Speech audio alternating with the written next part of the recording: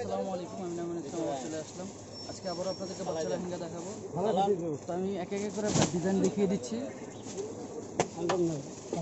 এটা হচ্ছে আপনার 10 বছর পর্যন্ত পড়তে পারবে। এটা খুবই বড় লেহেঙ্গাটা, আপনার 5 থেকে 10 বছর পর্যন্ত পড়তে পারবে।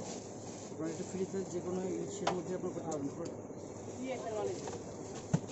এটা টপসটা থাকবে আপনার ম্যাচিং, এটা হচ্ছে টপসটা।